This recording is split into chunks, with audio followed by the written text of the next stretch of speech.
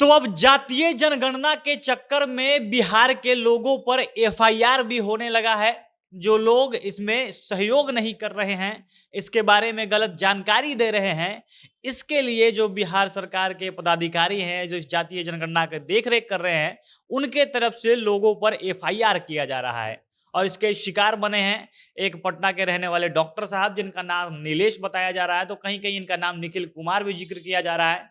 इन पर पटना के डीएम ने केस कर दिया है, इन पर एफआईआर हो गया है और आरोप है कि इन्होंने जातीय जनगणना में सहयोग नहीं किया।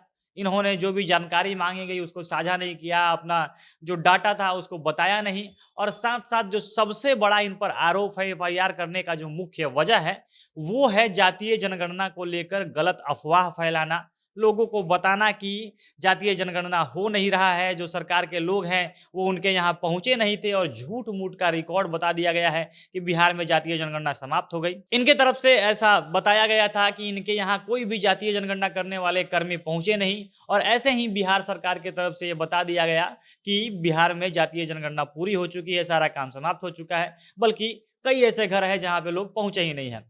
अब इसके बाद लोग इनके यहाँ जांच करने पहुंचते हैं, इनकी जातीय जनगणना में इनका जो नाम होता है, इनका सारा डाटा उसको शामिल करने पहुंचते हैं, लेकिन ये सहयोग नहीं करते हैं। अब क्या कुछ होता है, किस कारण से इन पे एफआईआर हुआ है और कैसे आपको भी संभल के रहने की जरूरत है, सारी जानकारी आपको विस्तार से वीडियो में आगे बताएंगे। पर उससे पहले नमस्कार, जनता जंक्शन देख रहे हैं आप और मैं हूं सन्नी मिश्रा।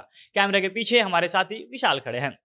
पटना के जगदेव पथ इलाके के रहने वाले एक डॉक्टर नीलेश या निखिल जो हैं, इनके तरफ से ऐसी सूचना दी जाती है, सब बताया जाता है, वो एक तरह से शिकायत करते हैं कि हमारे यहाँ जो जनगणना करने वाले जो कर्मी हैं, वो पहुँचे ही नहीं हैं। हमारे परिवार के बारे में, हमारे बारे में कोई जानकारी नहीं ली गई है और दूसरी तरफ जो बिहार सरकार है, उनकी तरफ से बताया गया है कि जो जातीय जनगणना का काम था, वो सारा पूरा हो चुका है। बहुत जल्दी-जल्दी में बिहार सरकार ने ये सारा काम करवाया भी।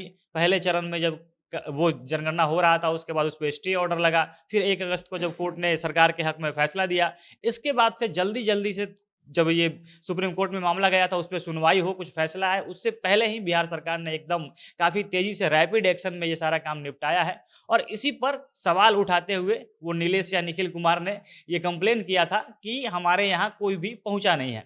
अब जब ये कंप्लेन हुआ, तो जो डीएम है पटना के, उन्होंने इस पर संज्ञान लिया। जो पाटलिपुत्र अंचल में वो आते हैं और पाटलिपुत्र अंचल के जो कार्यपालक अधिकारी हैं, उनको जो डीएम है, उन्होंने आदेश दिया कि इनके बारे में जाके जानकारी ली जाए, इनका जो काम है वो उसको देखा जाए। इसके बाद 3 दिन से बीते 3 दिन से लगातार जो जनगणना करने वाले कर्मी हैं, वो डॉक्टर साहब के आवास पे पहुँच रहे थे, उनके बारे में जानना चाह रहे थे और उधर से कर्मी आके बताते हैं कि 3 दिन से डॉक्टर साहब सुबह निकल जाते थे और 8 बजे रात के बाद आते थे। दिन भर में कई बार जो जनगणना वाले कर्मी हैं, वो उनके आवास पे पहुँचते थे, लेकिन ये होते नहीं थे। कभी बाद में आइए ये करके मतलब टालते रहते थे।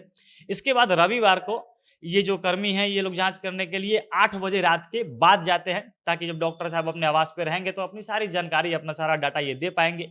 जब 8 बजे के बाद वो लोग पहुँचते हैं, तब ये मना कर देते हैं कि हमको कोई जानकारी नहीं देनी है, हमको इसमें शामिल नहीं होना है और इनके तरफ से बत एकदम साफ स्पष्ट रूप से कह दिया जाता है कि हम इस जातीय जनगणना में भाग नहीं लेंगे।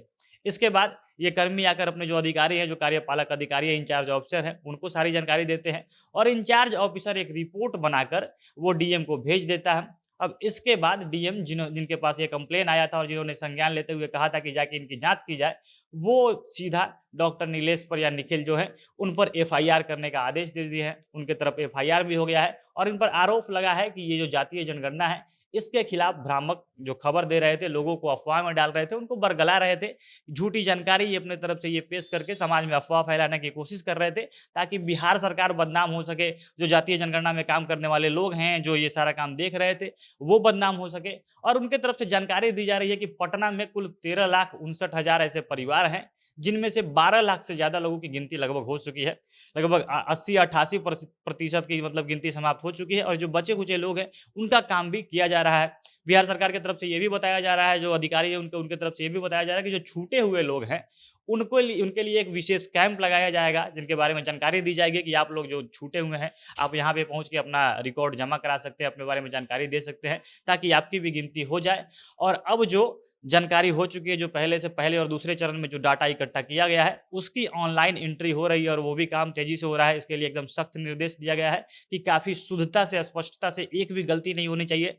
जैसे नाम इधर हो जाना, फ़ोटो के बदले इधर से उधर जानकारी जो हो जाती थी, उसमें कोई गलती नहीं होनी चाहिए। एकदम स्पष्ट रूप से सारा काम हो, इसका निर्देश दिया गया है। बहरहाल अगर आपका भी ऐसे कुछ हुआ है, तो अफ़वाह फैलाने से अच्छा है कि आप कंप्लेन करके या विशेष कैंप में शामिल हों, वरना आपको भी जेल जाने की नौबत आ सकती है। बाकी आप लोग क्या कुछ कहना चाहते हैं? कमेंट बॉक्स में अपनी प्रतिक्रिया लिखिएगा। जनता जंक्शन देख रहे थे आप, बहुत-बहुत धन्यवाद।